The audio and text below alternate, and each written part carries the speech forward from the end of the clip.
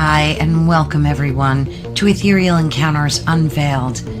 Today we are broadcasting live on the United Public Radio Network and the UFO Paranormal Radio Network, 105.3 on the Gulf Coast and 107.7 FM in beautiful New Orleans. Hello, everyone. It's always such a joy to have you here with us today. And as you just heard, welcome to Ethereal Encounters Unveiled.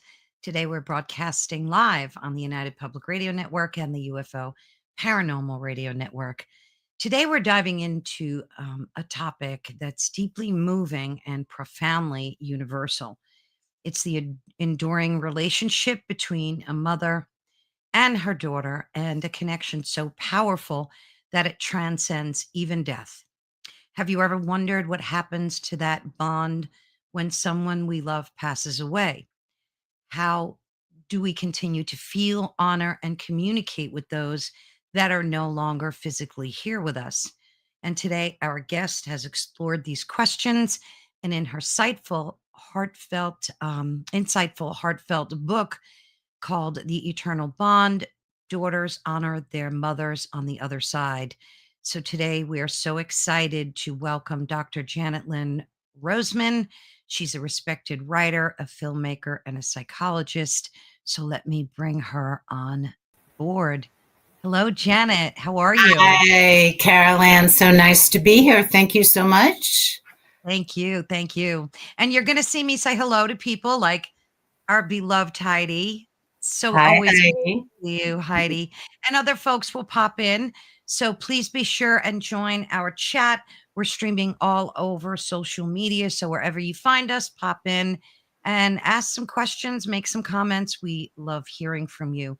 So Janet, tell us about your journey. I read your book. It was absolutely wonderful. Well, thank you. Thank you. I'm glad you liked it. Yes, it was very insightful and heartfelt. And I lost my mom and my dad years ago. My mom more so. I lost her, when I was in my late 20s.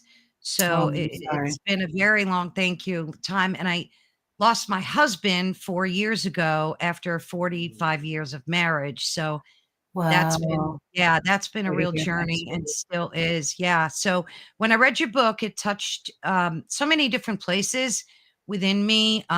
It made me think about my mom more. And because when someone passes away that long ago, not that you forget them, but you ease into like a different stage of acceptance, I would think.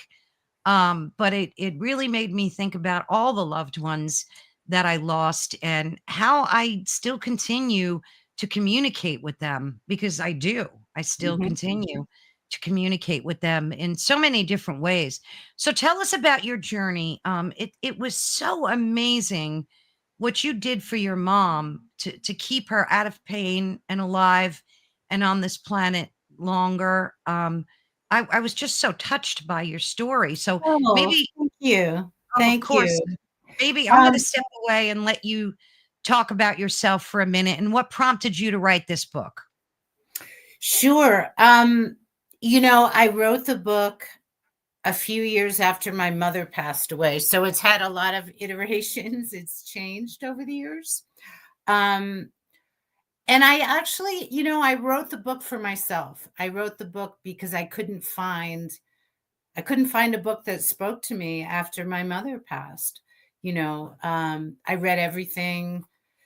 I read so many grief books and books on resilience and books about women. I went to theological centers. I was looking at kind of ancient texts, just trying to find something that spoke to me. And what I found was when I started talking to women that I met, and I would mention, that my mom had passed away, and usually I'd be sobbing. They would share their stories with me, and their wisdom and their path that they shared, I found was the most helpful because I didn't feel so alone. And I really just wanted I wanted to write a book not only to help people in grief, women in grief, but it really speaks to anyone, in the grieving process. But I also wanted to educate healthcare professionals about their patients, because there's a lot of somatic issues that people have during grief that aren't usually talked about, or frequently physicians will just, give somebody a drug. And I'm not against prescription. I think, whatever you need, you need. But there are other things you can do. You can exercise, you can eat really well, you can find a grief partner, you can get massage, you can use aromatherapy. I talk a lot about some of these Mhm. things. Keeping a narrative, keeping a dream journal. So I think it's important for this journey to be respected. It is mysterious, it's challenging, it's extremely painful at times, and it's unique. What I went through may be similar to what you went through, but I think everybody's different. Everybody. Yes, absolutely. Absolutely. And I want to comment on something Heidi just said. She said, I couldn't remember my mom's voice until I heard it a week or so ago. Wow, that's mind blowing because that's an important thing. Like, I have video of my husband. So whenever I want to hear his voice, I can just play it and hear it. But like back when my mom passed, we didn't have things. I mean, we have pictures, of course, but we didn't have things like camera phones and things like that. And I would love to hear more about that, Heidi, about how she came to you. Was it a dream? Did you hear it like while you were just doing things in your house? Because I know their spirit is here with us, our loved ones, all the Yep. time. And I think not being afraid of that, but tapping into that is really a blessing. So, how do you still connect with your mother every day? How do you honor her every Are you day? asking me? Yeah. Oh, okay. I didn't know if you were asking Heidi. Um, well, I talk to her every day. Yeah. Everything as I go about my day, I frequently just talk to her, let her know what I'm doing, or ask her a question sometimes. I think, for some people, it might be a ritual, it might be lighting candles, it might Mm, be going to a place that you both shared that you enjoyed. Um, Again, everybody's really different. And yeah, the other thing I want to mention, even though the connection continues, which I do believe, the responses on the other side may not happen because you want it to, right? exactly. Because they're in charge. Um, so I'm always, I always tell people, if you go to a psychic or a medium, um, which I've done in the past, and I've also do a lot of intuitive work. Anybody that tells you, "Oh, I promise I'm going to bring in your mother or your father Yeah. or your husband," or whatever that is, that's not true. You can't promise anything because it's mysterious. The other world is not like our world. No. Um, but I do believe, I mean, my mother passed in 2007, and she's shown up in ways that only she could show up. And sometimes, I mean, I remember asking my husband, like, "Where is she? Where is she? I miss her so much." And he said, "Well, she's here, she's in the kitchen. I'm sure she's in the kitchen." Um, and I've had visions. I would love to see her, but I can't make that happen. Right. So I guess what I'm saying is people shouldn't be discouraged if it doesn't happen the way they want it to. Sometimes my mom will show up in a dream, Yeah. or I'll hear her telepathically. So it's lovely and it's beautiful. And I would urge people not to give up on feeling like, their connection has to be returned immediately, because we don't know what they're doing. They might be busy. So true. Yeah. Yeah. But I find comfort in just talking to her. That brings me a lot of comfort. I have her pearls on today. That's a big way to connect, I think. Yeah, I like wearing her jewelry. I think, again, it's different for everyone, and only they know the depth of their relationship, so they would know kind of from the inside what would have meaning. So I remember I went to a psychic and she was telling me, oh, your mother used to love dressing up in couture and you should wear really fancy clothes. And I just laughed because that was not my mother. I know, it's so disheartening when things like that happen. Pardon me? It's very disheartening when things like that happen. You kind of lose faith in like going to a psychic or, but not all of them are that way. Some of them are very spot on. So, yeah, absolutely. And I have been to people that have been helpful, like really helpful. And I think, the other thing that I do write about in the book that I really would like to emphasize, because it just really bothers me. The term, like, you have to let them go. Just let them go, live your life, blah, blah, blah. That's ridiculous. It is. Why would I let or want someone I love? Why wouldn't I want to keep that connection? Of course I would. That's a love connection. Absolutely. So I don't believe in that. I've had arguments with people about it. I just don't. I remember after my mother had passed, I heard from a lot of people, just let her go, and your sadness is impeding her growth. And I thought that's total bullshit. First of all, I don't believe it. And second of all, how would they know?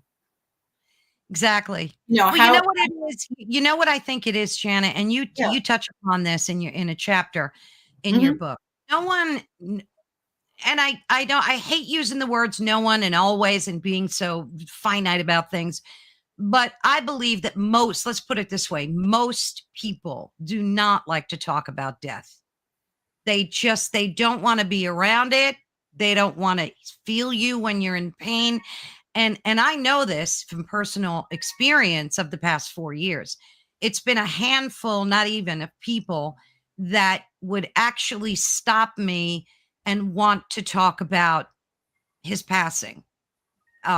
Most people are, they'll mention it and they'll just change the topic. They'll say something like, oh, he was such a great guy, or, something very nonchalant like that. But I think most people get sketched out and they just don't want to talk about death. They don't want to be around you. They don't want to feel your pain. They don't want to deal with it. You're absolutely right. And I think, I remember one of my mother's friends came over. I was staying at my dad's house at the time and I was miserable. And she said, oh, Janet, no one wants to be with you.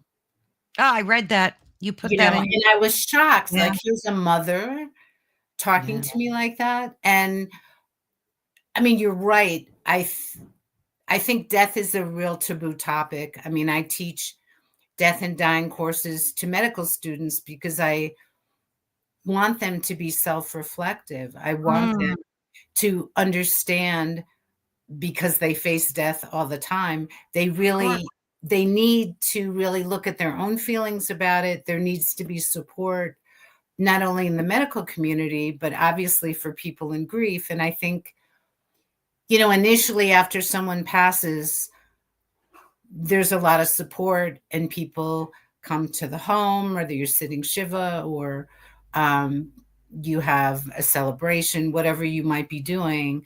Yeah. But months later is when people actually need the support. And it's really sad. It's really shameful that people aren't equipped. I think, if it wasn't such a taboo topic and there wasn't so much fear about it, it would be better. In fact, at the end of my book, I include resources, Yeah, and yeah. I include a list, like show this to someone who wants to help you but doesn't know how. And you can simply say, you know, I need some help and this is what I want. This is what I need, which I think is great, but be Mm, discerning about whom you ask, you so know? true. So If true. if somebody wasn't supportive to you before, certainly after you've lost someone, they're probably not gonna change, their Absolutely. personality. But I think it's important to ask for what you need, and also for friends and family who wanna help, you know, even a simple, "I don't know what you need, and I'd like to Right. help you, tell me." And maybe it's driving you to the grocery store, bringing you food, maybe coming over and just sitting with you and not talking, or maybe Mm, talking, right. So again, everybody's different, and I think it also your needs, at least from my own experience, they change during that process. Yeah. Yeah. What you need immediately might be different, certainly, Caroline, than what you need now. I That's don't so know. I don't wanna speak for you, but no, no, perhaps. no. That's so very true. I mean, I went for grief counseling not long after he passed because I didn't want to choose the route of taking medication. It just wasn't something that appealed to me. I because I felt like SSRI drugs, antidepressants and stuff like that because I felt that for me, I wanted to not be numb and feel the pain and grieve through the process without having my brain switch off. But for some, it's an absolute necessity. And I'm not boo-hooing on anybody taking those medications. By Mhm. all means, whoever, it's a personal journey like everything else. But the thing that irritated me about that was I went to see my doctor a few weeks after, my regular MD. And Yeah. he looked at me and he said, "Oh gosh, you're a mess." I said, "Okay, thank you. Of course I'm a mess." And here's two prescriptions and he wrote me a antidepressant and a tranquilizer. Well, they call it in. They don't physically write them anymore, but so I just kind of, didn't say anything and then when I went back for my checkup, he said to me, "So how's the medication working?" And I said I wouldn't know because I didn't fill them. And he looked at me and all he said was, what am I going to do with you? What am I going to do with you?" And I told him, I said, I just didn't choose that route. I just didn't want to be numb to my feel. And I think that the reason I'm telling it is because doctors and the medical community are so fast to want to numb you out. And, that's their solution. I guess they want to help. And that's their only way that they know how. Am I wrong about that? Or Um, no, I would agree. I'm sorry you had that experience. I thank think you. if physicians were better educated about other options, I think that would be, I think that would be incredibly helpful. Yeah. Um, I also think if there was more education Yes, for absolutely. physicians about, oh, there are other things that people can do, like they don't address food, they don't address lack of sleep. Right. Right. GI problems are very common for Yeah. people, in grief. So even, how about saying, I understand you're in a really difficult time now, and I'm wondering what kind of support do you have? Yeah.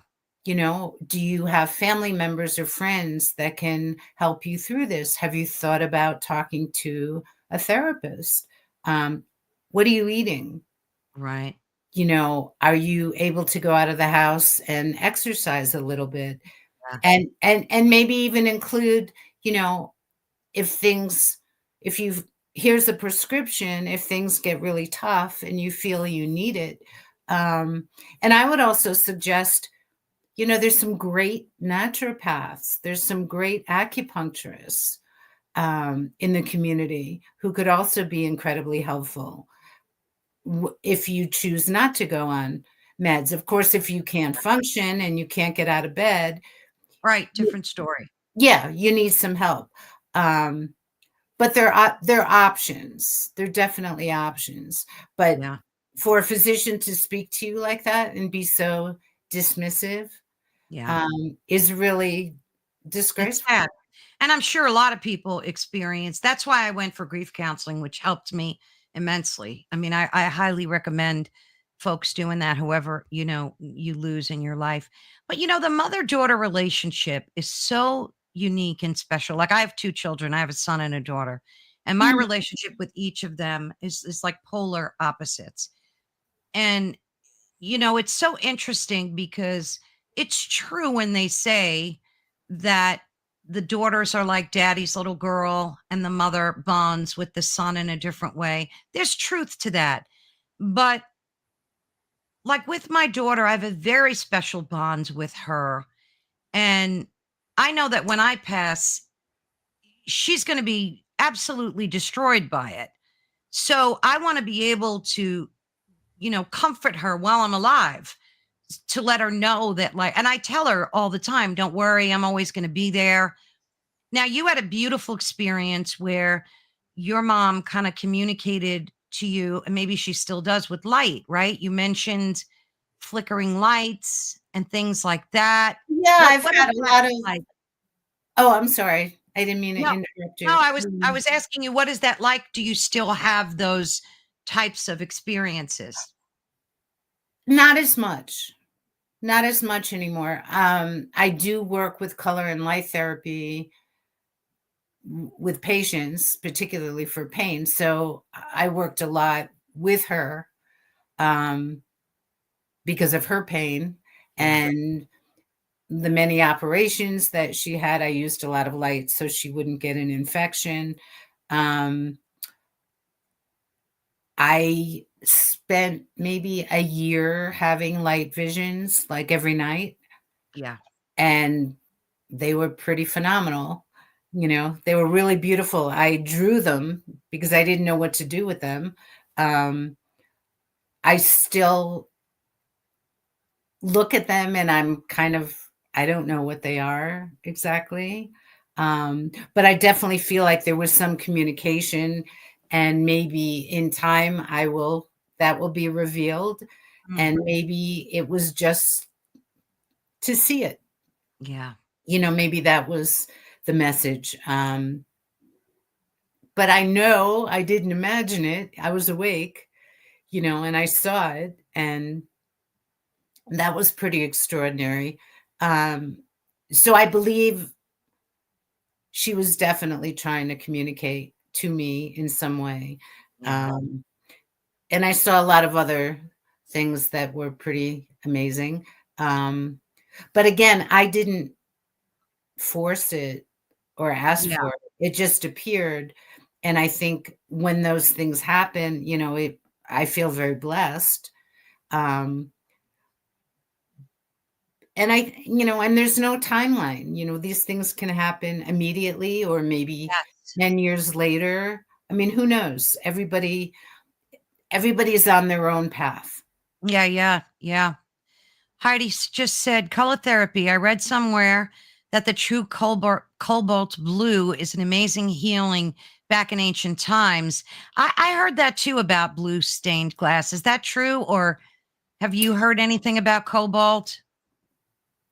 Not necessarily that color, but in the Asclepian temples Mm, that were built centuries ago, people would go to the Asclepian temples, and after they would have to bathe, they would have to fast or eat really well, very nutritious foods. They would lay often, at least this is what's written in ancient texts, they would lay in front of stained glass windows and the sun would come in to yeah. heal them. Yes. So blue actually is a very sedating color. Yeah. It's also very good for pain in some respects, but it's interesting. I mean, color therapy has been used for a really long time.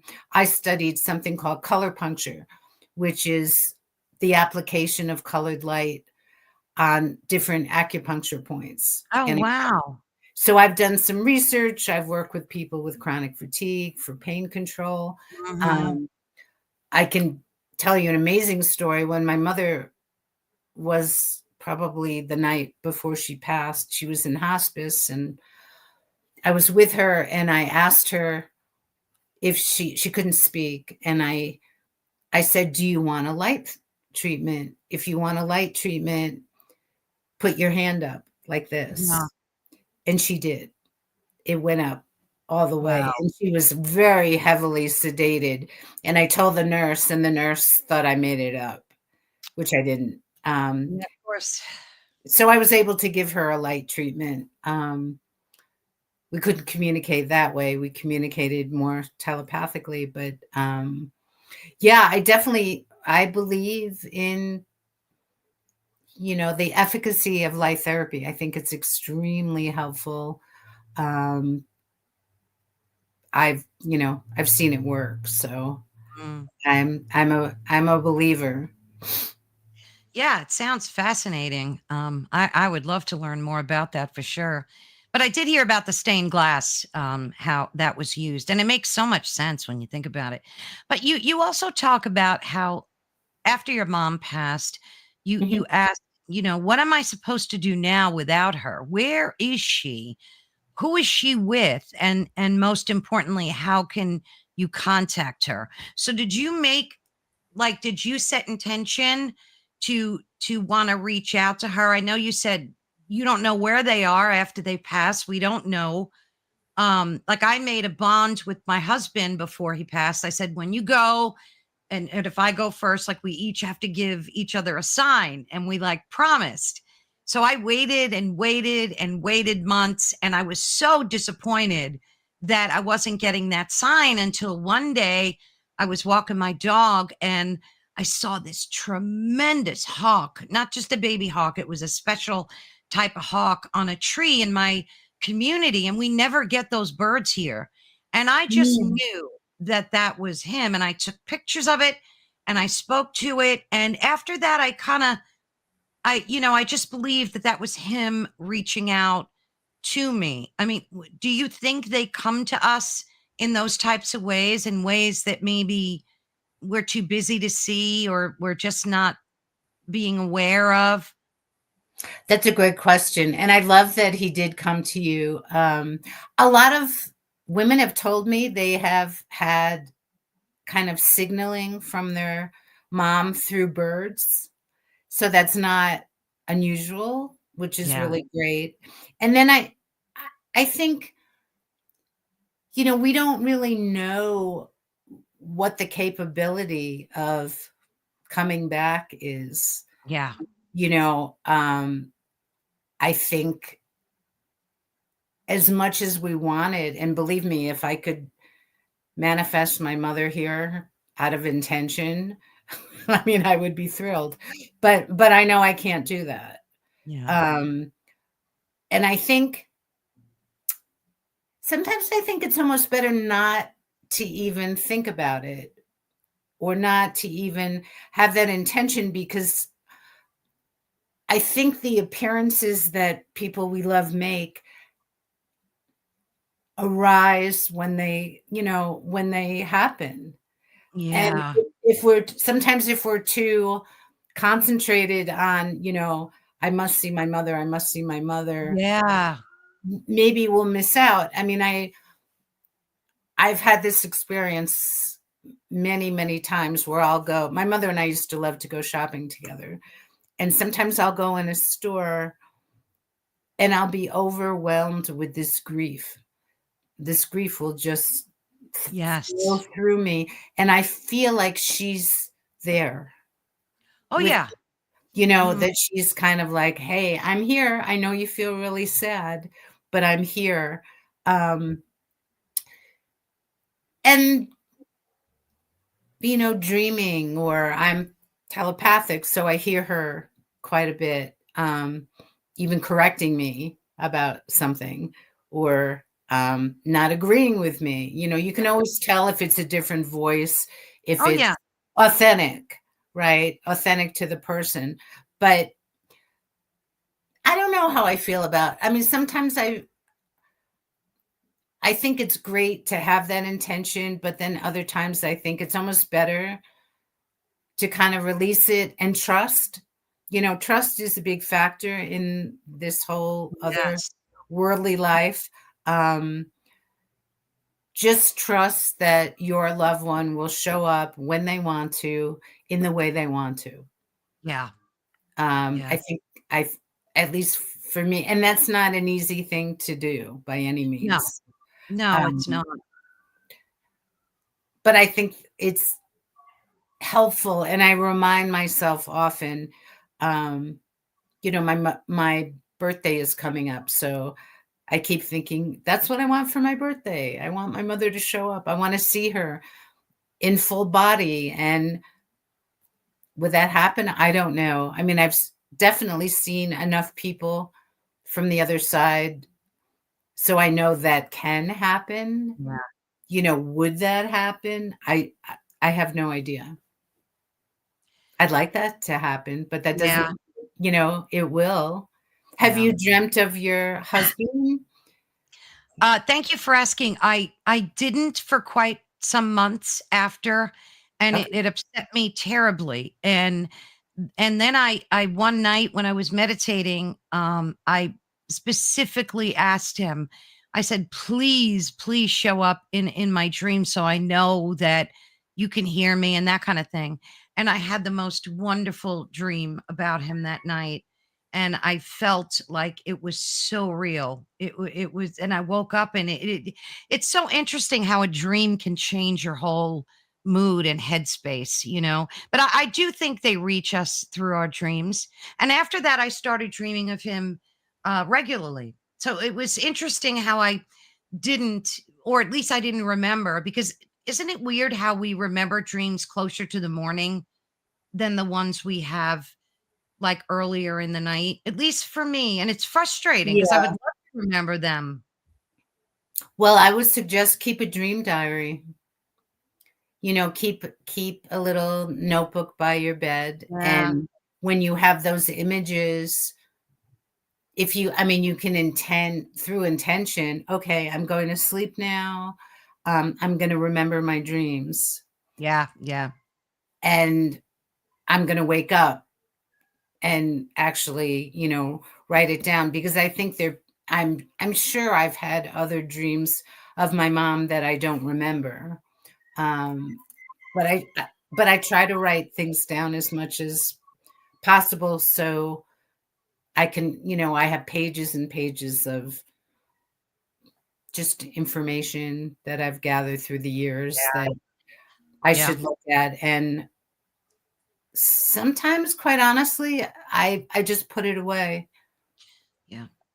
When I'm ready, I'll look at it, and it's okay. Yeah. It's okay. It will still be there. Have you always been an intuitive, or did you develop that? Because some folks develop that, like they develop the clairs, as they learn and grow spiritually. Have you always been like an intuitive spiritual person? I think so. I think so. I was the kid who like knew things about people, Mm, when I was really young, and I can remember telling people in my family about things I knew or observed, and it wasn't welcomed. But exactly. but in later years, it was truthful, about these people. And then through the years, as I got older, I studied with a lot of people through the years. I became a Reiki master. Oh, wow. I studied mediumship. I've worked with a lot of different people, and I would say I've never found that that one training that really spoke to me, but I think you can always learn something new.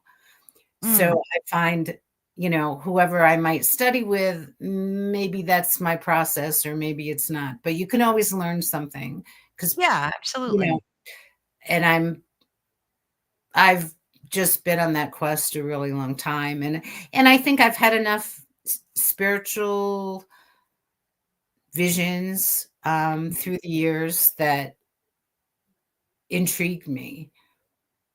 And I didn't really understand all of it, and I still don't understand all of it, but I know enough to know that I don't know. You know, Exactly. I'm not quite sure. So, yeah, I think it's fascinating. I think the mystical life is very interesting and um, mysterious. Yeah. I Yeah. don't necessarily understand all of it, and maybe I will, and maybe I won't. Um, but I always like to learn more, you know? Oh, absolutely. Like I have the blessing of interviewing many folks that have had NDEs, near death experiences, Yeah.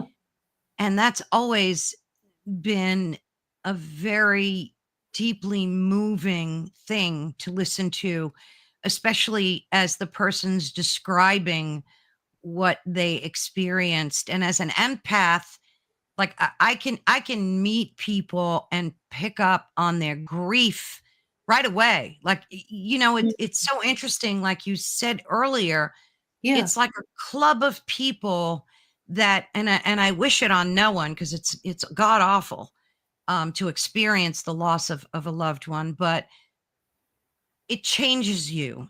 I believe that it fully changes your brain and the way your brain processes things. Like I've read enough to believe that after you experience grief, the chemistry of your brain changes. Because let's face it, with your mom and my husband, we've had Mhm. them in our lives long enough where they kind of incorporate into your essence, these people. And especially with moms, she birthed you, and you guys share a chemistry and still do. You shared a biology. So that bond never goes away. It never does. And when you lose that person out of your life, your brain needs to kind of adapt to that. And it goes through like a metamorphosis in a way. And it takes years to kind of comprehend, because it's not like I had someone tell me, which blew me away. Oh, I Yeah. went through a divorce, and trust me, I know what it's like to lose someone. And then they went into this whole thing about their divorce, and I'm, and of course I listened and I was empathetic to it. But when you divorce someone, I'm sorry, it's very different than losing someone to the other side. At least in my opinion, it Oh, is. I couldn't agree more. Um, I find it very interesting what you said about the brain. And I wonder, there's probably research, I have not looked into it, so I don't know enough. Um, but definitely the grief process transforms you, and you're kind of called to, you can't go back to who you were, Nope. as much as you might want to. It's not going to happen because you're different. You You are. lost a piece of yourself, Yes. and in my opinion, you can do a million shamanic journeying, you're not going to get that piece back, but you can also, knowing that you've incorporated that loved one in as part of you, as part of your daily life, can be Mhm. incredibly comforting. I mean, it's comforting for me. Um, and I also think what you said was interesting about, knowing as an empath, when people are in grief. Um, I think I found, for myself, I didn't choose to go to like grief groups or anything like that. I used to go to some oncology groups with my mom. And I remember thinking, it just really pissed me off because the person who was leading it didn't even talk about, body image or loss of self or sense of self, or she didn't do anything to help empower people. And I spent a section of my book on empowering tools for what can you do in the moment when you're so disheartened and you need something to hang on to. And maybe it's, maybe even saying to yourself, I'm going to go out for an hour a day. I can't go out for the whole day, but I'll go out for an hour a day, or whatever it might be. Because although you're in grief, you're not your grief. That doesn't define you. That's a part of you, but it's not all of you. And that took me a really long time to learn.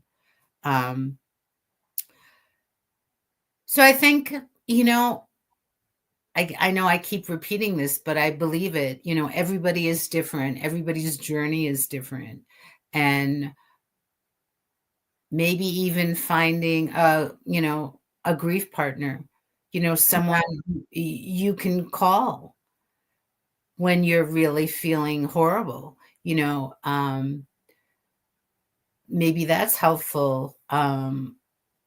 I found, during my process, I wanted to read books. I wanted to be surrounded by books. I wanted to go to the library. I mean, that was my comfort. I wrote a book a year after my mom passed called If Joan of Arc Had Cancer. Excuse me, Joan of Arc had cancer. And the reason I wrote that book, I was at my dad's house and he just said, you got to get out of the house, Janet. You got to do something.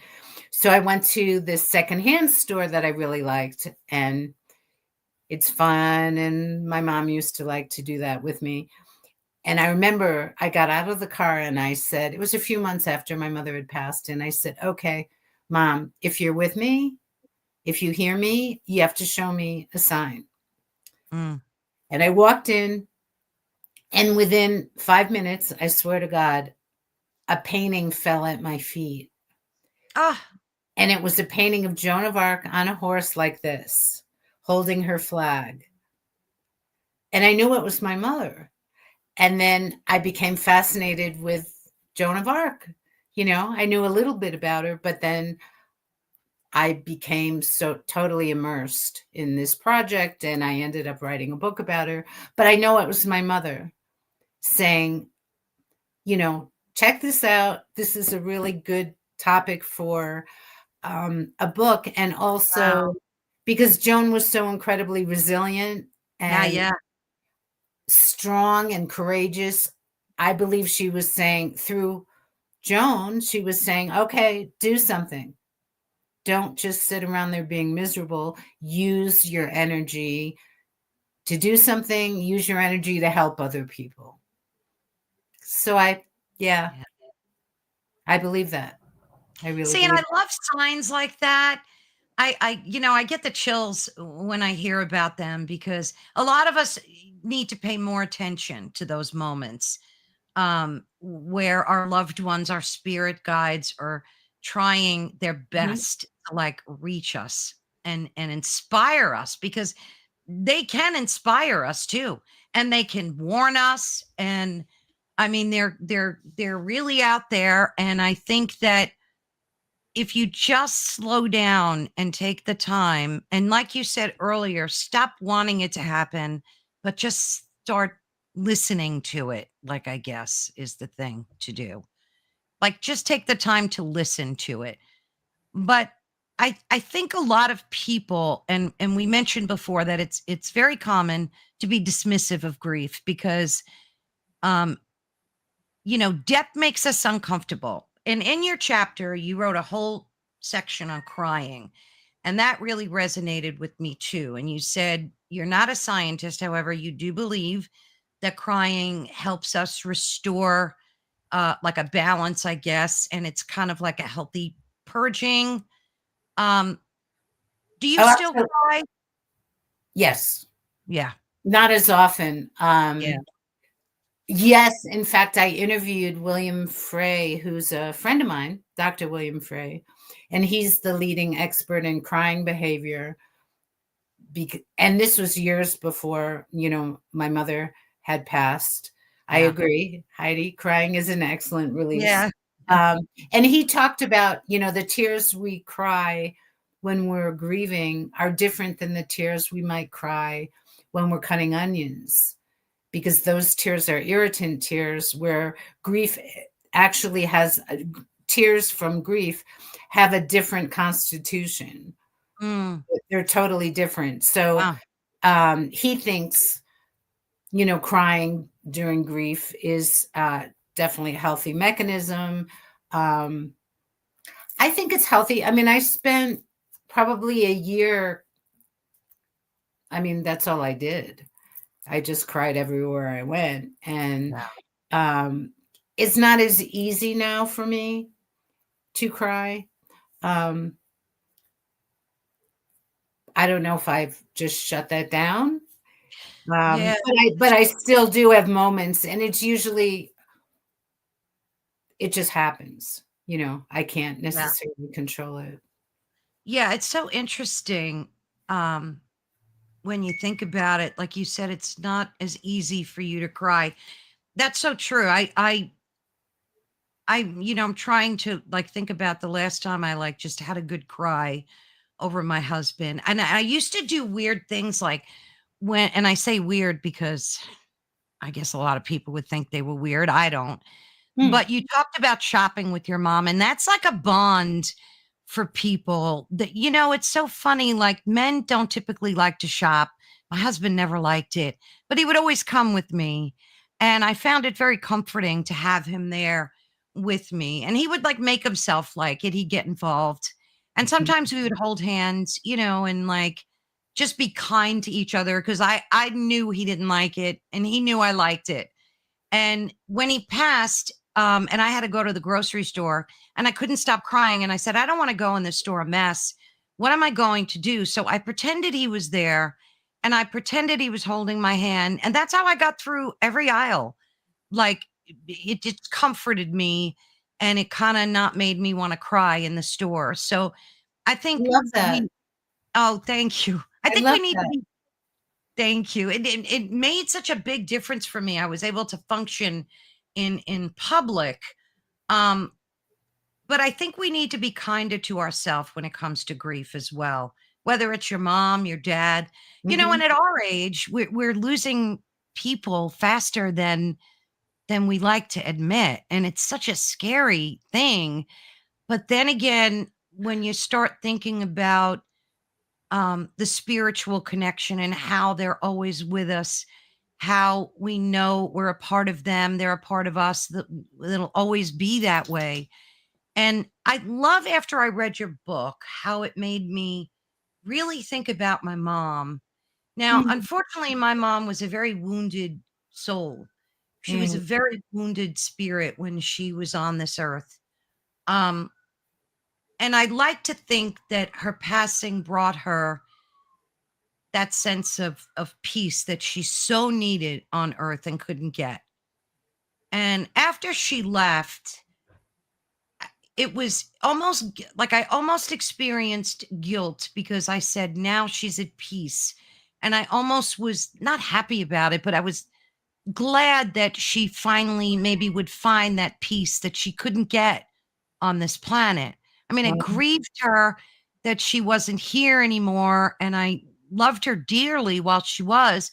But because she was such a suffered soul in so many ways, sometimes passing is the only thing we can let them do. And I think it's selfish of us to not let them do that. Does that make sense to you? Or Yeah, no, it does. It does. I mean, I think it's great that you had that insight, and wisdom.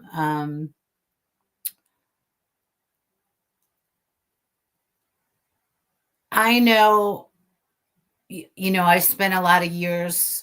My mom had a very rare cancer, so I spent a lot of years taking care of her and being in hospitals and it was a nightmare. I mean, it was pretty ugly. It was awful experience. But it led me to the work that I do now. I Yes. never thought I would work in a medical school, etc. And a lot of people said,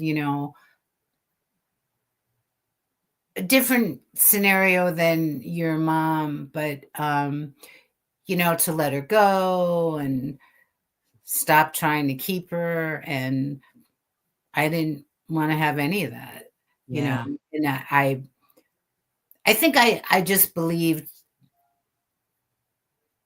maybe with this drug or this drug, this protocol, she would be okay. And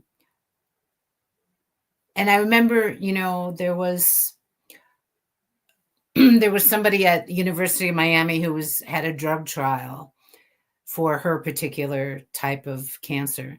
And we went down there. I really wanted her to participate because I thought it would be Yeah. helpful. And I was really pushy about it because I was desperate for her and me, not to lose her. And she looked at me and she just said, I don't want to do it. Yeah. I've had enough. I really just want to do it. And I was really angry about that. Like, why wouldn't she do that? Yeah.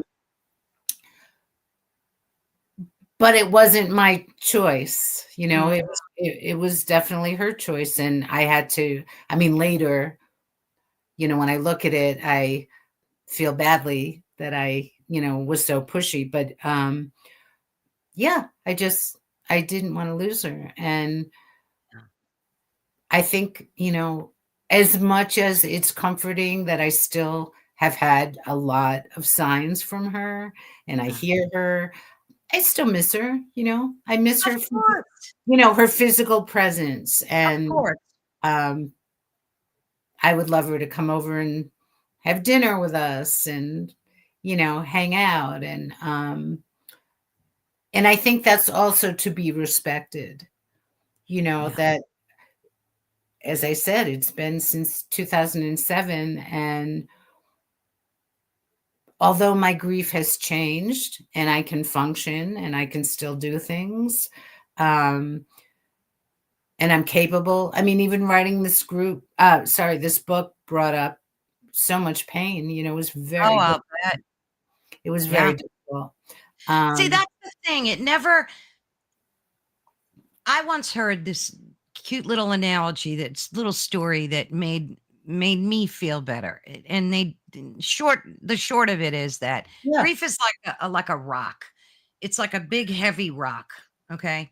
And you take this rock and you put it in your pant pocket. And at first, you're walking around and it's so heavy and so burdensome. And every day you're like, damn this rock, right? Damn this rock. But as time moves forward, the rock gets lighter. And it doesn't get lighter because the rock changes. It gets lighter because your legs get stronger, you get stronger. So as you're walking, the rock's always there, but it's not so bad now because you're stronger. So, and I love to think of grief that way oh, I love because that. it's true, isn't it? It's like this rock that you're always carrying, never going to take it out of your pocket, but it's not so bad now because you're a stronger person. So that kind That's of, yeah. that's a wonderful story. Yes, I would agree. And I think through the years, I remember after my mom passed, I spoke to another woman who had lost her mom, and she said, I know you feel horrible now. It will get better, but it will Mm, take time. And I didn't mhm. believe her. I just thought I'm going to feel like this for the rest of my Yeah. life. But you do get stronger. Your legs get stronger. Um, I still have my moments, Oh, and often they're very unexpected where I'll just have this kind of a wave of grief wash over me. And then I think too, how lucky was I to have mm. a mother that I love so much, Oh my God, you're so you know, blessed. and who Yeah. loved me I mean, she edited all my books. Oh, Um, wow. we used to do, I remember a great trip going to Boston. Oh, I think I was writing my dissertation, and we went up to use the Harvard Library and had fun. And we went to New York, and we did all sorts of things together. But yes, I would say to people, the pain changes. And if I remember to tell myself when I have those moments of grief, well, how lucky am I? That, Mm, excuse me, I think that's really helpful. And also how, you were saying about being kind to yourself and bringing your husband into the grocery store, which I think is great.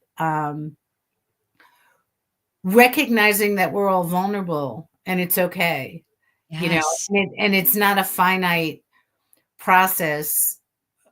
I write a lot about Elizabeth Kubler-Ross, who I respect immensely, but Mhm. her stages of grief, she interviewed people who were dying. She never asked them about visions. She never asked them about dreams. Mm. She never meant that interview to be sort of the protocol for the grief stages. She never interviewed people in grief. Oh So my goodness. it's really a misnomer to use those stages, which everybody does. It's not appropriate Didn't at she all. add a stage? I heard she added a stage to that. There's another stage that she added. I forget what it is, but my grief counselor told me that I guess Oh, after she thought about it, she added. Yeah, I'll have to look it up. She added. I'm not aware of that. Yeah, Heidi, maybe if you're out there still, you can look up her stages of grief. And I think she added one. Um, yeah, I know my grief counselor told me that. I don't know. Maybe she thought about it and realized how could you not interview people in grief and write the Well, stages of grief? she I agree, but Yeah.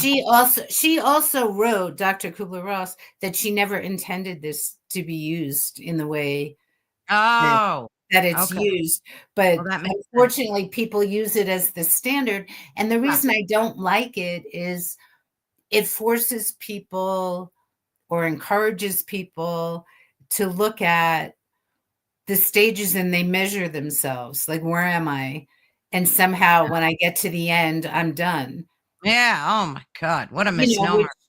yeah, that ain't gonna happen. I No. wish, I wish, but, Unreal. it's a wound, which I believe you mentioned. It's a wound you carry, but it's a strength you carry because that Mm, wound is part of your strength. yeah. And I tell myself if I can survive that, I probably can survive, almost anything. And, I remember, and I do write about this too, my husband and I adopted a 23-year-old cat who was, hi, Michelle, who had Alzheimer's and he bit me Oh. and it went septic. And Oh no. so I had to go to the hospital. I had IVs for 24 hours. I almost died. It was extremely, Oh my goodness. yeah, it was horrible. And I remember I was waiting in one of the rooms off the ER, and this doctor came in and said, you could die. You need this medication and blah, blah, blah. And I'm like, I'm not scared enough. Like, you're not helpful. Yeah, give me whatever I need. And Yeah. then the doctor left, and I said, Mom, this would be a great time to show up. And, wanting her so badly, wanting her Yeah. presence. And I can't say that I saw her because I didn't. Um, but I felt comforted knowing I would be okay. I would be okay. It wouldn't be fun. Nobody likes, IVs in their arm. But I I had this inner knowing that it would be okay. I'd never been in the hospital before except to teach. I'd never been a patient. So it was really, it was really kind of frightening. And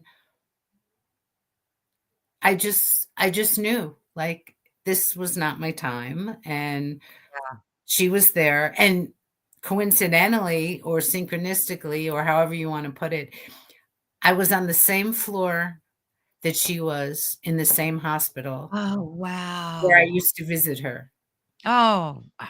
and my dad. So I think, my God, that's really kind of Yeah, weird. that's trippy. Yeah. Yeah. I wanted to ask you about, Sure. and this kind of frustrated me because I'd heard it when I was talking and researching about grief, Uh-huh. that they label certain stages of grief as a mental illness. And I think, if I can remember, after 3 years, if you're not like what they call recovered, okay, that it turns into like long stage grief and it's classified as a mental illness. And I found that to be so offensive. Uh, It uh, is it is offensive. yeah. It's actually, the DSM, which is the diagnostic manual, added. Mm. I forgot when they did it. I think it was the late '80s. Yeah. They added extended grief. Yeah. So, and it was actually after a year. Oh, geez. Yeah. So after a year, if people were still, now there's a difference between I can't function after a Yeah. year and True. get out of my house, or I'm having suicidal thoughts. That is prolonged grief disorder for sure. And you probably need some heavy duty medication to Yeah. help you and some Absolutely. therapy, Yeah. which is needed. But they added prolonged grief disorder, I believe, because it would help big pharma. Ah, So if you have prolonged grief disorder and no. you take this new drug, Yeah. then people, people would Yeah. would benefit. And actually, and I write about this, the members of the committee who approved this for the DSM, and I'm not making it up. I have, Yeah. everything I wrote about is evidence-based except for Sure. my Of my course. visions. The people who are on the committee to approve this, prolonged grief disorder, were also working for the big pharma Of companies. course. Yeah. So it was, and I think it still is. I mean, it still is in the DSM. Again, everybody's different. And believe me, if you can't function or you're feeling like killing Yeah. yourself, Yeah. which is horrible, you need help. Yeah. Um, Yeah. but to think, you should be over it, quote, over it in a year is ridiculous. And kind of brings me to, I believe before you go see a grief therapist, you Mm. need to interview them. You need to talk to Yeah. them. And, That's a and great point. and one thing you should ask them is, how do you think you can help empower me? Mm. What is it that we could do together that you can help me function in whatever it might be? Um, and that's important. I went to a lot of bad therapists in the beginning. I went through one in particular that was god awful. I'll have to tell you what she did to me, but that's such a great point. Yeah, Um, interview, have your bullet point questions ready to go for the first session, right? And if you don't like the answers you're getting, then move on, right? absolutely. Yeah. Yeah. Or even call them, well, before we meet, here are the things Oh, that I'm there you go. wondering about. Um, I just think I didn't have the wherewithal at the time, to Yeah. think about that. Um, I finally found an amazing therapist who actually worked at the oncology center where my mom had been a patient, and she was amazing. She was very spiritual. She was very intuitive. Um, she had, No, we'll get to that after you're done. okay. That She really helped empower me. She How let me long did try. you see her for? Like, how long did you stay in grief therapy, if you don't mind? Oh, I saw her probably 2 years, Yeah. Yeah. probably 2.5 years, and we still remain in touch. She moved out of state, and I probably if she hadn't moved, I probably would have continued to see her because she Yeah. really got me. Nice. Um, and Melissa, I'm so sorry to hear about your friend. I'm not sure what the guilt is that you're talking about, but I guess I would say it sounds like I don't know if you are seeing a therapist or especially, bringing up the fact that you're feeling guilt. I think it'd be important to talk to somebody about Yeah. it and really kind of find your way. And I would, again, before you talk to someone, I would interview someone and say, Yeah. this is what I'm experiencing. I'm wondering, how do I get to the other side of this? Um, I know I need some help. How do you work? What do you find helpful? What can I do between now and the 2 weeks or 3 weeks before I see you? What do you suggest would be helpful for me? Mm. And for folks listening, Melissa commented, I am grieving. I'm overwhelmed with guilt. My friend passed on July 19th this year, suddenly in a car accident. And I can feel a lot of, oh, wait, let me get rid of that. I can feel your pain through your comment, Melissa. And I agree with Janet wholeheartedly. I think talking to someone is going to be a big help. Definitely reaching out. Um, Sometimes we just feel so alone in our grief, Janet. And it's such a scary place for us to be. And all we want, and I'm speaking just for humanity, I guess, is just Mhm. to kind of be understood. It's not like we're asking for much. We just, like, one day I had a neighbor who loved my husband. They used to get a kick out of him because he was always telling jokes and he was always in a good mood and people just loved his energy. So my neighbors came out and they saw me walking my dog and I looked like death warmed over, I'm sure. And they quickly came over to me, hugged me, and Mhm. just, I love your husband. He was such a great guy. Is there anything we could do? It's those moments that make you or break you in life. They really do. That's And beautiful. right? We talked about that earlier.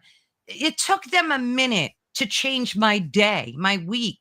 Like, took them a minute, That folks. I think that's wonderful. I mean, I found unfortunately, I did not have the support that I needed. So I felt very alone. And I remember I was in Whole Foods and there was a woman in the store who looked just like my mother. My mother was really a very beautiful woman. Of And course. she looked just like her. And I went up to her. Normally, I would never do this, but I did. I went up to her. I told her my mom had passed and that she looked so strikingly similar to my mom, and she hugged me. Oh, how She nice. didn't say a word. She just hugged me. And Oh. then a few months later, I don't know what it is about this Whole Foods in Boca Raton, but this man came up to me. I was in the bakery aisle or something, going about my day, whatever. And I'd never seen him, and I thought, I don't know, what does he want? It was kind of weird. And he said, I just want you to know that your mother is with you and she'll never leave you. Mm. And he walked away. Talk about moments. I thought, where did this guy come from? Yeah, that was brilliant. You That know, was nice. who is this? Yeah, And I didn't chase him or anything. I yeah, just thought, okay, so that there are other elements and people can bring you absolutely. messages and how great that your neighbors not only validated, how wonderful your husband is and hugged you, sense that that would be really healing. Yeah. And Yeah. congratulations to them. Yeah, absolutely. I want to go back to Melissa's comment. She said she sold her car to his friend. Wait, I sold my car to his friend. Did he? Okay, so I guess he drove to his friend's house with it and was suddenly killed in her car. We met face to face for the first time and were intimate, and hours later he was dead. Mm. Well, Janet, you comment on that first as far as her guilt. I can see now where she would feel that, but I have a completely different rationale to that Yeah, statement. I'm really, really sorry to hear that. And I understand as much as I can understand because I haven't lived it, Right, right. feeling guilty about it. And I would never try to feel what you're feeling or Mhm. say, oh, well, here's the answer, because I really don't know. I guess what I would say is maybe exploring, if you're willing and when you're ready, maybe really exploring that guilt and even asking yourself, your beliefs about your beliefs about death, your beliefs about coincidence, your beliefs about, Yes, living and paths. And um I don't know. I don't know what will bring you comfort. I think you have to decide and maybe ask yourself the question, all right, let's look at this guilt and what will be comforting to me. Maybe mm, you could even, when you're ready and able, before you go to sleep, talk to this man, tell him you're feeling really guilty and you need help, I love that. and see what Yeah, comes. Maybe do a little, channeling and writing a little journaling about it. But definitely, definitely, definitely, Melissa, I don't want you to feel alone. Um, find somebody who can help you with this, I you know, agree. and really explore it, because I would never tell you, well, don't feel guilty and don't No, feel no, this. no, of course not. Um, See, what I like to do is I put myself in that person's shoes and I try to imagine if mhm. that were me, what I would be feeling. And I think what came to me immediately, Melissa, is that this person was brought to your path for a reason and a purpose, and that whatever divine intervention took place was meant for his universe in existing on this planet, and that it brought him joy and peace before he left this planet. And instead of feeling guilt, I'm just saying I would feel blessed knowing that my spirit was able to intertwine with his, and that we shared a journey as humans together. And now he's in a place where I fully believe one day we'll all meet again. And then I'm just saying that's how I would like to look at it, that I came in this person's life for a purpose and a reason, and that I was honored to be the last person, maybe, that he had a genuine connection with. That's just how Mm. I would like to think of it. Is that helpful, Melissa? I don't know if you're still there, but I would imagine that would be incredibly helpful. But I think you're right. Talking to someone is so, we're as humans, we need that. Our soul needs that. Like when I was reading your book, it was so cathartic. And I recommend, and not only if you lost your mom, but I think it's so good for anybody in your life that you lost. If you're suffering from grief, it really does walk you through a whole range of emotions and things like that I never thought about my mom, I started thinking about, and I just felt Hmm. oddly more connected to her. That may seem odd, Yeah. but I love that. Thank you. That's very wonderful for you to say. I really, really appreciate that. I did. I felt more connected to my mom, and it made me want to think about her more than I do. So I thank you for that. It was really nice. Now you mentioned religion, which is so important, regardless of whatever religion you believe, or even if you're an atheist. I think it still holds true when, especially when it comes to grief. And you said that Mother Mary led you down this spiritual path, and that she's this ultimate archetype of like healing for women of all faiths, because she's this great mother archetyped in how she Mhm. appeared. So how did that work for you? Were you religious before your mom passed away in that Not sense, or? really. Not really. I mean, I'm Jewish, so my familiarity with Mother Mary was limited. Um, I had no opinion, really. I didn't know that much about her. And then I had an experience with her. God, I was 30 maybe. Um, and she told me that I would write a book about her. Oh, And wow. and I just kind of I was not a very good responder, and I just started to laugh, and I said, "Well, thank you for the info, but you have the wrong gal. I'm Jewish. I don't know anything about you. You don't want me. I'm not the person that could do that." Mhm. And she said something, like, "No, I have the right person." Um, and I left. I remember it was one of the really beautiful churches, because I used to love to go to the churches because I like the energy. Oh, And yeah. I ended up, oh, I don't know, years later, I wrote a book on the spiritual choreography of Ruth St. Denis, Martha Graham, and Isadora Duncan, analyzing all of their dances to the Virgin Mary. Oh, wow.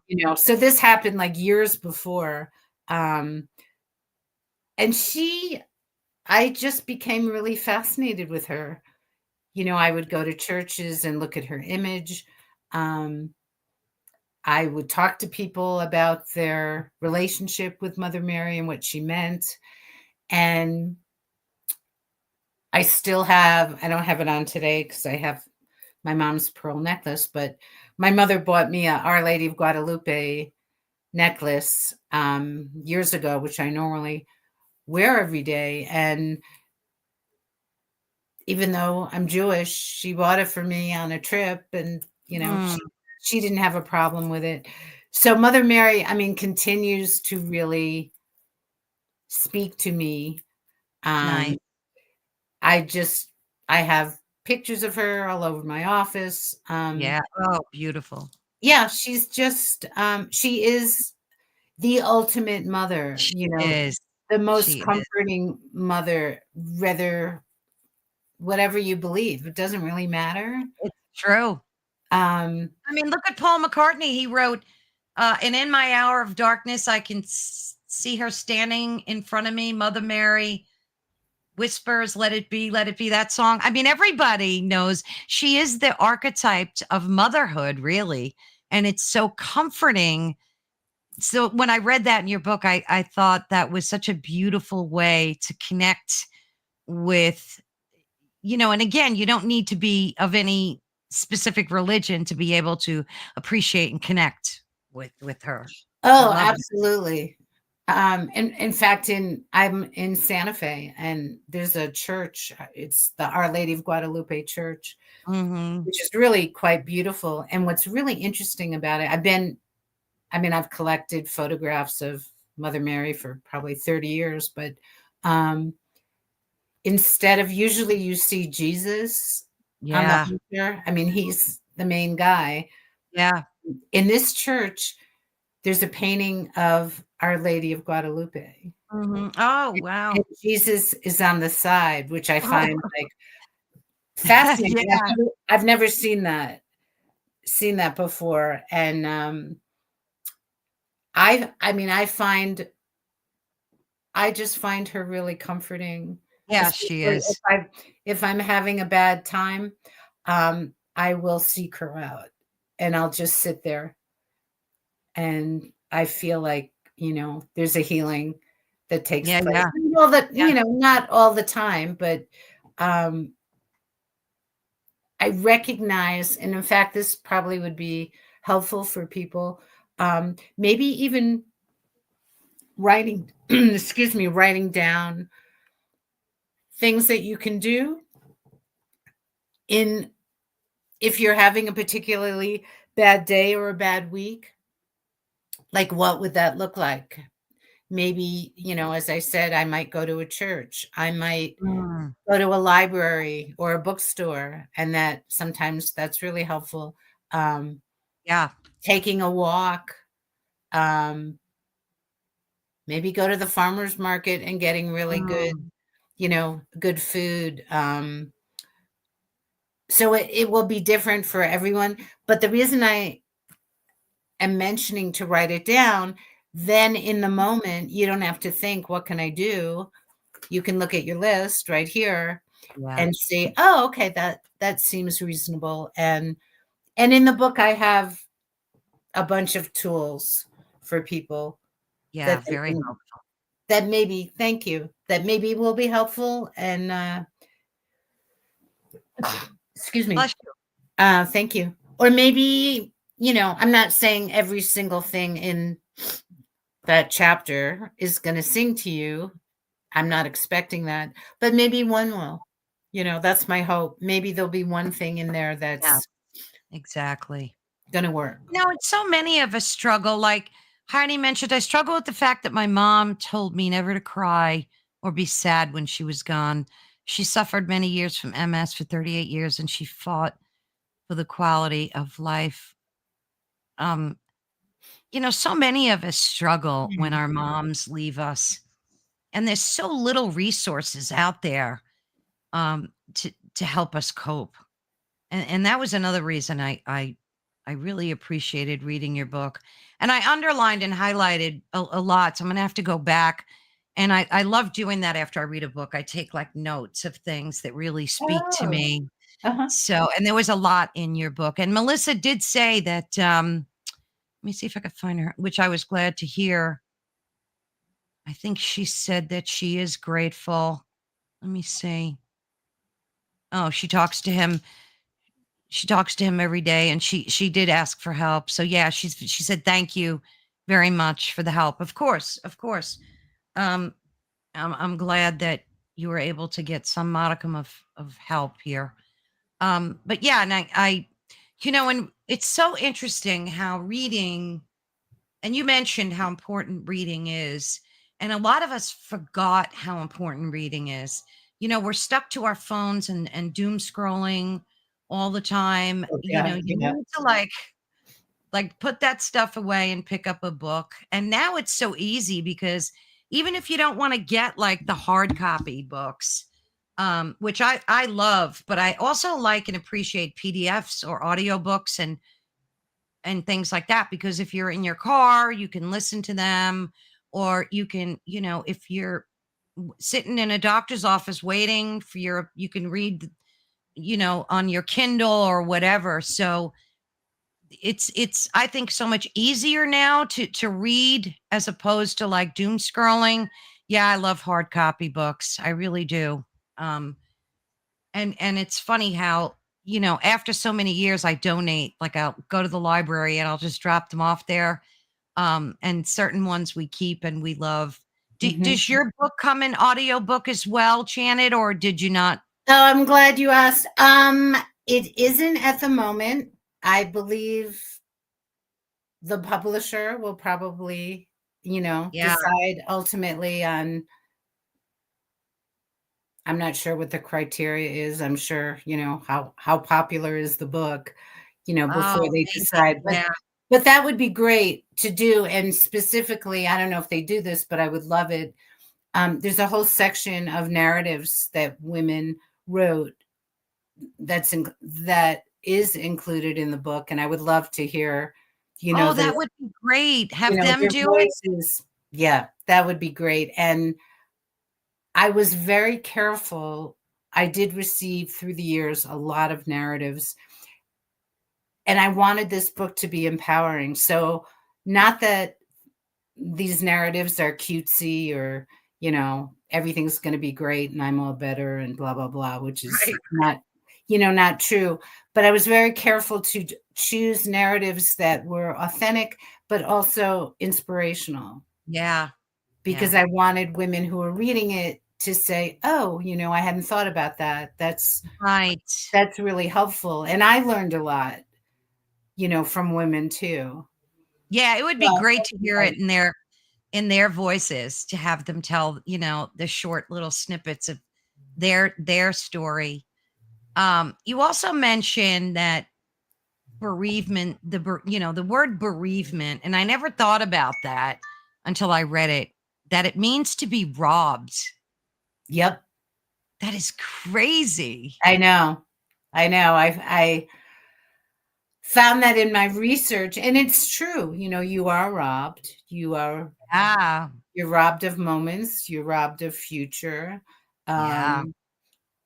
You're robbed of the here and now, in terms of, hey, Yeah. mom, let's go have dinner or whatever it might be. So I think that's really interesting. I mean, and very revelatory, actually, when you think about it. But I guess, I think there's a lot of information packed in the book, so Mhm. I'm happy with it. But I would like to see more dialogue. I would like people in grief to be bolder, to ask Yeah. for what they want from family and friends, to not let their healthcare professionals dismiss them or dismiss what they're feeling. And Yeah. if they feel that way, find someone else. Ask around, ask your friends and family. Well, who else Yeah. can I go to? And not to ignore what you're experiencing, that it is normal to have, as I mentioned, somatic issues or sleep issues or food issues. But not only that, do something about it. Mm. Don't let that continue. Don't abandon yourself. Just because you're grieving doesn't mean you have to totally suffer in every realm. Exactly. Ask for help. Make sure you take care of yourself. Call a friend. Tell them, I'm not really eating well, and I'm noticing that's really a problem. I'm wondering, Mm. could you go to the store for me? And maybe, these are the things that I need. Would you mind doing that? Because I'm not up to it. Or whatever it Let might people be. help you, right? Let people help you. Yeah. And Yeah. maybe, if you belong to a church or a mosque or a temple, um, maybe ask the community for help. Maybe Yeah. you need somebody to drive you to work for a while because you don't feel comfortable doing that. So people aren't going to be able to read your mind. So, well, thank you, Heidi. I'm glad you're getting my book. That's sweet.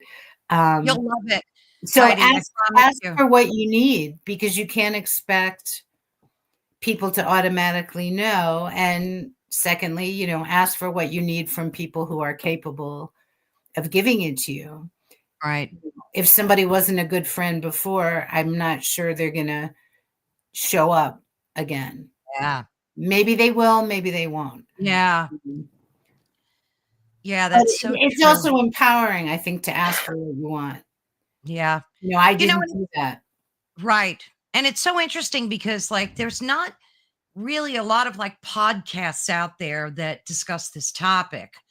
I think it would be, I mean, think about the amount of people that die every day and how many people are suffering and want to reach out to get help. And maybe they don't want to go to a therapist. Maybe they're more comfortable watching a podcast. And I think it would be brilliant to have a podcast and just cover the topic, not only losing your mom, but just across the board, and bring people on that can share their experiences and their wealth of knowledge. I think it would be, I would watch it. Well, Anderson Cooper does have a podcast on grief. Like a whole podcast on grief. Yeah, I'm not a huge fan of him. That's probably why yeah, I don't know he that. has one. I'm not familiar. There's kind of a whole, the organizations on mother Yeah, loss, there are. There and they are. do retreats and that kind of thing.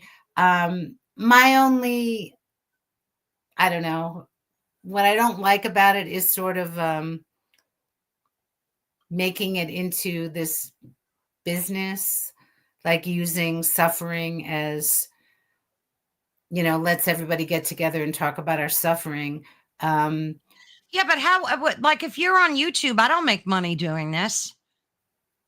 I no, don't I get don't paid. mean you. No, I don't No, mean I'm you. saying like if somebody started a YouTube because I mean, yeah, people talk about grief and there are shows, but I mean I haven't found anything that's like dedicated. Maybe Anderson Cooper, I don't know. I'd have to look that up. I'm Yeah, not familiar with it. his podcast is interesting. I haven't seen anything that I know there are some grief podcasts, so I can't really I haven't listened, so I'm not quite sure. And there's certainly a bunch of grief organizations out there. I I guess joined a few of those and they didn't really pan out. Like I tried to get in touch with, well, I don't know, maybe they were just not the right ones, but I didn't find too many resources. That's why I decided grief counseling would work. And for me, luckily, and I still talk to him like every month or two, just we catch up and I like those moments too, because, eh, I think you know, that's great. yeah, I they're think that's healing. great. Yeah, I they're definitely healing. I guess I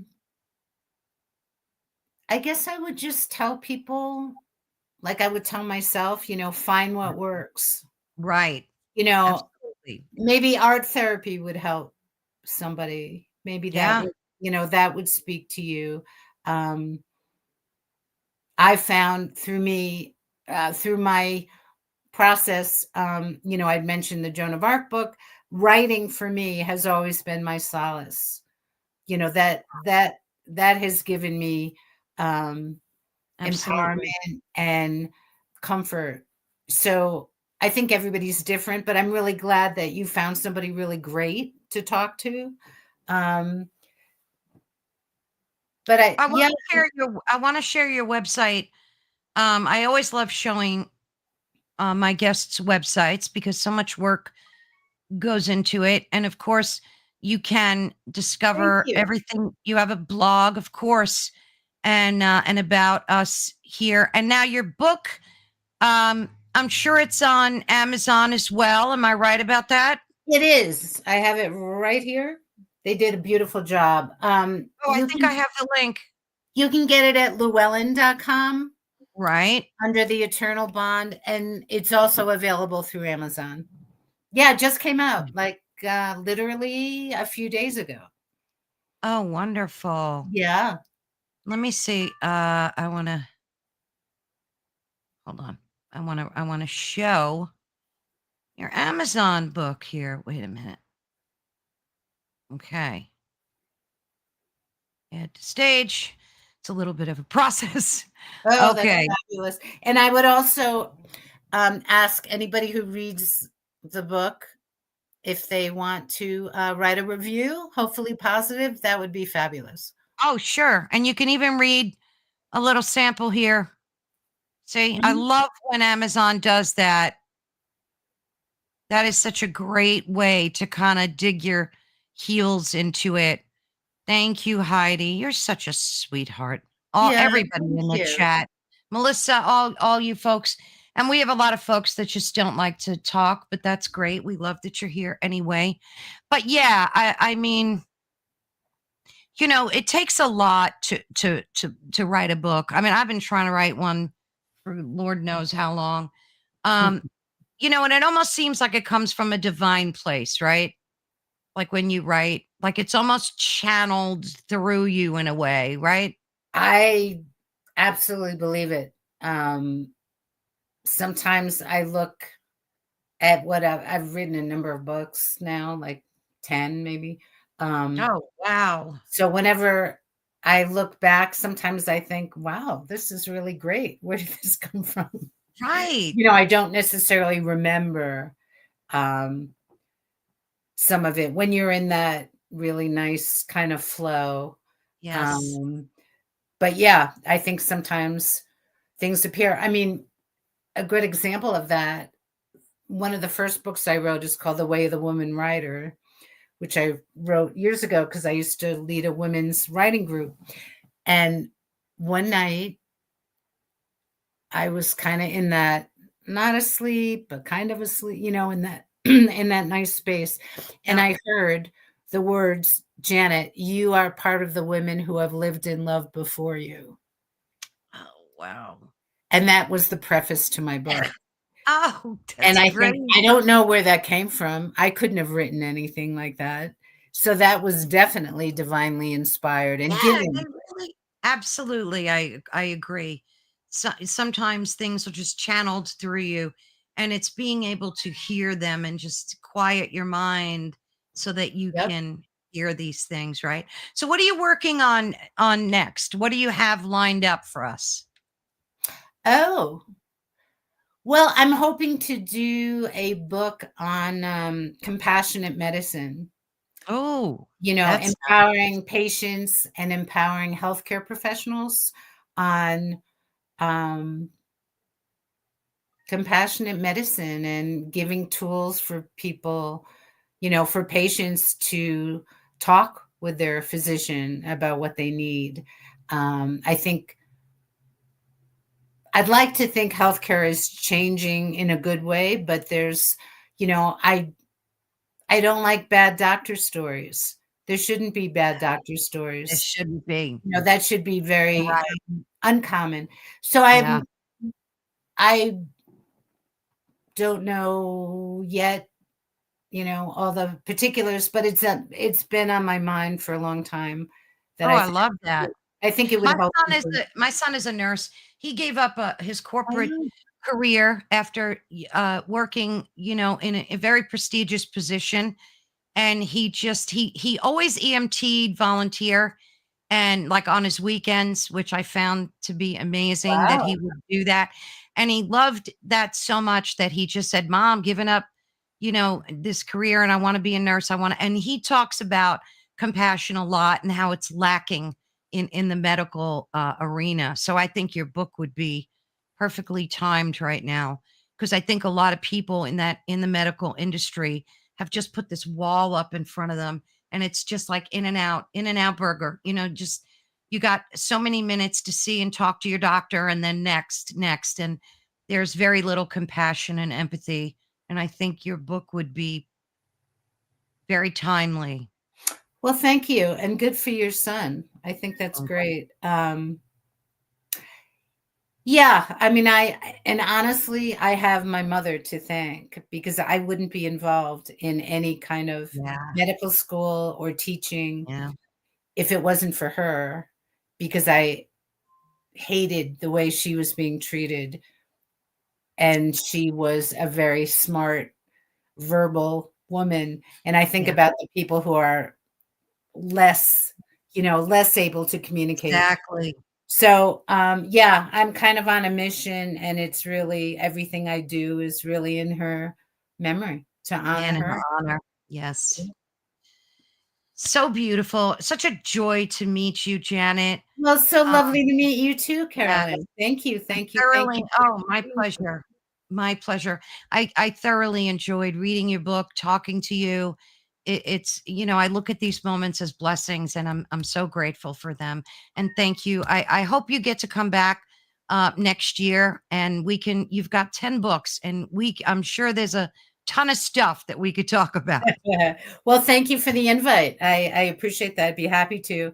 And thank you, thank you for your courage in sharing your journey Oh, about your loss because it takes courage. yeah, And for all of the people who did, participate in the chat or are yeah. listening, just know that this is a sacred journey, honor it.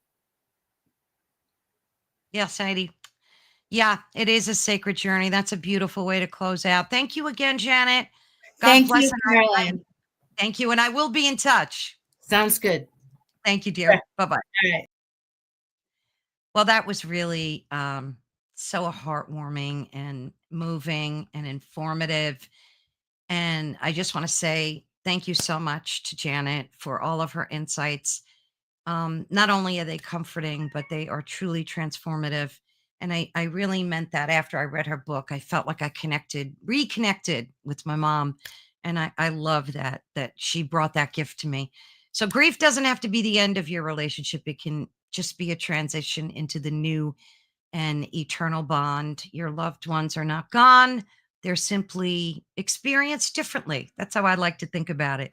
So thank you all again for tuning in. You've been listening to Ethereal Encounters Unveiled live on United Public Radio Network. And thank you, United Public Radio Network. I'm always so grateful to you. And I love supporting this network and everybody in the chat.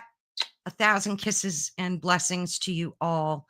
And don't forget to tune in. We are live Wednesdays, Thursdays, and Fridays, and support everyone on United Public Radio Network. There's so much awesome information. So many. We are a family, and that's why I'm here, because I love sharing moments like these with you guys. Love you all.